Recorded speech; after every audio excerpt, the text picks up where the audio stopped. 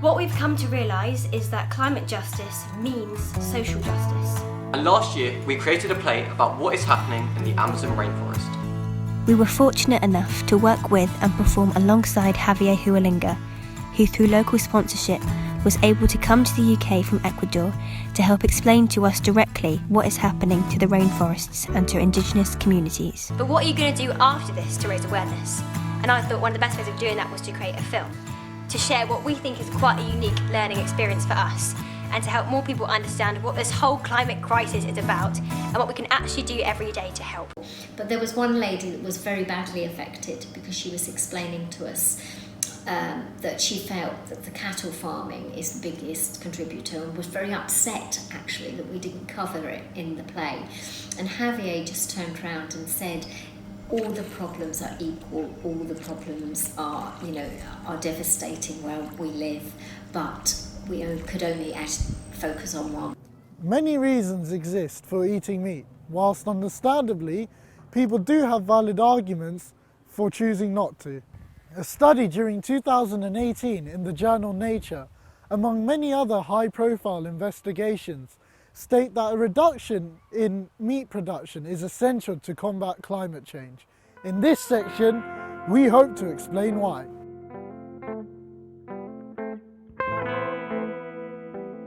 Meat!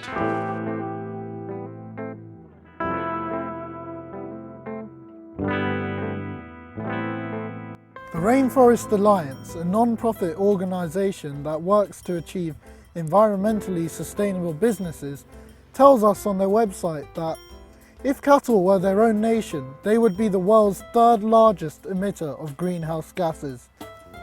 The production of beef is without question the biggest cause of deforestation in the Amazon, as areas of forest are destroyed, often by burning the forest down to make way for more cattle. The burning itself releases huge amounts of carbon dioxide into the atmosphere, and on top of that, livestock let off a larger quantity of methane than non-farmed animals, warming up the planet more intensely than carbon dioxide does. The Rainforest Alliance has since created written guidance on sustainable cattle production. However, there are still many farms not adhering to this. The majority of crops used in agriculture are produced to feed livestock. The UN Convention to Combat Desertification says that up to 10 pounds of grain can be used to produce a single pound of meat. Without land being used for the meat industry, we could potentially produce up to 20 times the amount of food. Now that is quite tempting. Our friend Javier has also been eating less meat. After I messaged him to ask why, he said it was due to how much of the forest has been cut and the effects that's having on rainforests around the world, as well as seeing how animals are being industrially grown. Unfortunately, methane and deforestation are not the only threats that the meat industry is posing to the environment. Dun dun dun! Many factors are contributing to the fact that we are currently living in a global water crisis, where 1 in 9 people in the world currently do not have access to safe water. One factor contributing to this is that about 30% of Earth's fresh water is extracted daily for industrial processes, often at dangerously unsustainable rates. It takes a huge amount of water for plants to grow, for animals to eat, to clean filthy factory farms and for animals to drink, compared to how much water it takes to produce a piece of plant-based food. Oh my God! Despite this, we must emphasise the fact that it is not all doom and gloom. If we flip the facts the other way, we know that reducing meat production is a great way to help the planet. We must recognise that the industry provides lots of employment and economic growth for many people all over the world. Therefore, it is unrealistic to expect everyone to cut meat from their diets in the next few years. However, as individuals, we can review our diets to help where we can. It is now easier than ever to do so, with recipes and guides available on the internet and more shops selling a range of alternatives nowadays to ensure that we are still getting the protein and tasty satisfaction we need without meat. Many people feel happy committing to a vegetarian or vegan diet. But if meat lovers just cut down on eating meat a little every week, then less demand will eventually signify less supply and reduce the strain on our planet.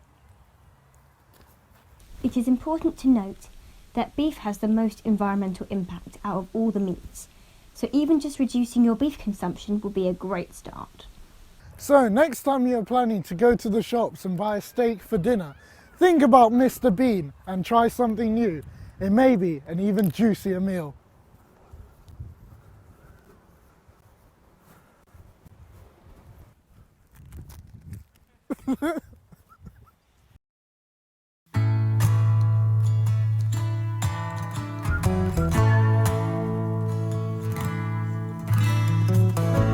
The world is mine as much as yours,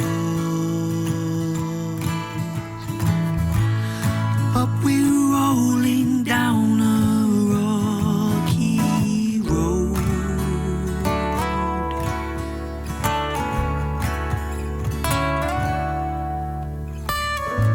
It's not a problem that's too big. This is everybody's home. All of the answers lie with us, for we can decide if this all stops or not. For the world is mine as much as yours.